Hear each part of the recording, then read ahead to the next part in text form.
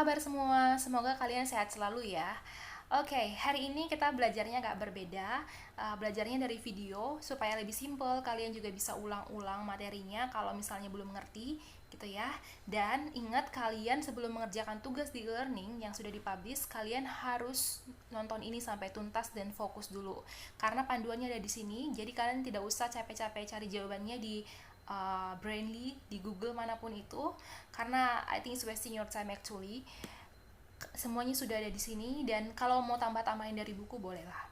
Oke. Dan ini. Hari ini kita belajar tentang koperasi ya. Pasti kalian sudah pernah dengar tentang koperasi. Mungkin juga orang tua kalian salah satu anggota koperasi. Mungkin kalian pernah lewat dan lihat gedung koperasi, tapi bisa saja kalian belum ngerti nih apa sih gunanya koperasi itu gitu. Jadi hari ini kita belajar itu, dan sebelum kita masuk ke yang berikutnya, kalian harus tahu dulu lambang koperasi. Lihat tuh sebelah kiri bagian atas, itu ada lambang koperasi. Ingat-ingat tuh ya lambang koperasi ya. Dan koperasi ini di bawah Kementerian Koperasi dan UMKM. Oke, next. Sebelum kita masuk ke pengertiannya, kita belajar dulu sejarahnya ya. Koperasi ini pertama kali didirikan oleh Robert Owen. Dia ini seorang pembisnis, aktivis Ethiopian juga, dan dia ini pertama sekali mendirikan koperasi untuk permintaan kapas di New Lanark. New Lanark itu di Skotlandia ya. Dan tujuannya adalah untuk mesejahterakan produsen kapas pada waktu itu. Nah, koperasi mulai berkembang di seluruh dunia dan termasuk di Indonesia. Kalau di Indonesia sendiri yang mendirikan koperasi itu adalah Raden Arya Wiriatmaja, agak susah ya ngomongnya. Dan Pak Raden ini mendirikan koperasi tujuannya adalah untuk mensejahterakan masyarakat di Purwokerto pada saat itu, karena kita masih di bawah penjajahan Belanda gitu ya. Dia ini juga seorang kepercayaan Belanda gitu, seorang penulis gitulah di pemerintahan Belanda pada waktu itu. Dan dia pertama sekali mendirikan koperasi yang namanya Halfspraak Bank. Ini bank pertolongan tabungan ya. Jadi untuk menolong masyarakat yang kalangan bawah pada zaman itu gitu. Nah, karena belum ada undang-undang yang tertulis, sistemnya belum terlalu jelas, akhirnya si Belanda ini minta ganti koperasi itu diubah jadi bank kayak gitu. Makanya koperasinya berubah menjadi Bank BRI. Makanya salah satu sejarah Bank BRI itu adalah dari beliau juga gitu. Yang tadinya koperasi diubah menjadi bank oleh Pak Raden ini gitu. Nah, setelah diubah jadi bank, akhirnya koperasi sudah mulai redup di Indonesia dan mulai kembali dibangkitkan oleh seorang tokoh nasional, yaitu Bapak Muhammad Hatta. Udah tahu ya pasti ya beliau.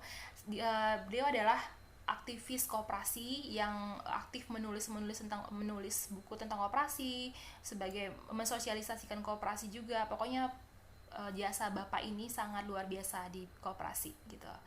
Oke, kira-kira sejarahnya itu. Sekarang kita mulai masuk pengertiannya nih ya. Nah, koperasi ini diatur dalam Undang-Undang Nomor 17 Tahun 2012 ya. Ini selalu direvisi gitu ya, berdasarkan kebutuhan ya pasti, supaya relevan gitu dari masa ke masa. Dan ini baru direvisi juga menjadi Undang-Undang Nomor 17 Tahun 2012. Dan pengertian koperasi itu apa sih? Ibu ambil dari International Cooperative Alliance, oke? Apa katanya?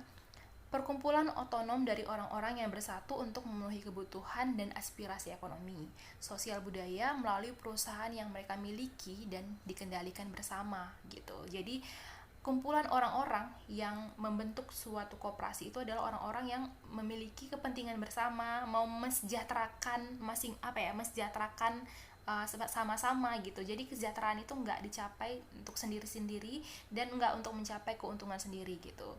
Jadi koperasi ini didirikan supaya semuanya ya sejahtera atau makmur bersama-sama anggotanya gitu. Makanya asas koperasi itu kekeluargaan. Yang tahu kan, yang namanya keluarga nggak ada orang egois di situ, nggak ada orang yang mau mementingkan diri sendiri. Semuanya saling topang tangan. Makanya ada lambang saling pegang tangan gitu ya di sini ya. Saling bertopang tangan untuk sama-sama sejahtera kayak gitu. Tujuannya adalah mengutamakan kemakmuran anggota, pada khususnya dan masyarakat pada umumnya, sekaligus sebagai bagian yang tidak terpisahkan dari tatanan perekonomian nasional yang demokratis dan berkeadilan. Sifatnya adil di sini pembagian pembagian labanya atau dividen namanya itu adil gitu. Jadi karena tujuannya kan untuk mesejahterakan nggak satu golongan doang, semuanya gitu ya. Jadi kalau banyak yang sejahtera, pastinya negaranya juga perekonomiannya lebih baik, negaranya juga ikut makmur gitu. Nah, sekarang kita lihat apa sih fungsinya si koperasi ini, kenapa harus banget ada di Indonesia gitu. Sebagai soko guru perekonomian, sebagai penggerak roda ekonomi masyarakat menengah ke bawah agar dapat lebih sejahtera gitu. Jadi koperasi ini boleh dinikmati oleh semua kalangan, tapi di sini kita juga tujuannya untuk menolong masyarakat di kalangan bawah. Kalau kita lihat dari data kemiskinan Indonesia ini ya di 2019 di bar chart apa sih? Oh, grafik batang ya. Di sini ada di 2019 itu ada berapa nih? 25,14 juta orang yang miskin gitu. Berarti kalau yang namanya miskin itu pasti dia itu pendapatannya di bawah rata-rata yang seharusnya gitu. Biasanya kalangan-kalangan kayak gini kan harus dibantu sama pemerintah gitu ya, dan biasanya bantuan dari pemerintah itu nggak bisa rutin gitu, jadi kurang efektif kalau cuma mengharapkan bantuan dari pemerintah untuk mereka. Makanya salah satu cara yang efektif itu koperasi sebenarnya gitu. Tapi sayangnya masih banyak orang yang sadar kalau koperasi ini menguntungkan. Nanti kita lihat ya gimana seberapa menguntungkannya koperasi ini. Oke, next. Nah, koperasi ini modalnya dari mana sih? Kalau misalnya ada perusahaan itu pertama sekali berdiri, mungkin modalnya bisa dari yang mendirikan perusahaan itu, atau mungkin dia ada sekelompok orang, 3 orang patungan gitu kan mendirikan usaha. Nah, kalau koperasi ini dia ini usahanya ada jenisnya gitu, ada simpanan pokok. Kalau simpanan pokok ini adalah simpanan yang ketika kamu menjadi anggota koperasi, kamu bayarnya cuma sekali, istilahnya uang registrasi lah gitu ya. Jadi bayarnya cuma sekali pas daftar menjadi anggota. Yang kedua simpanan wajib.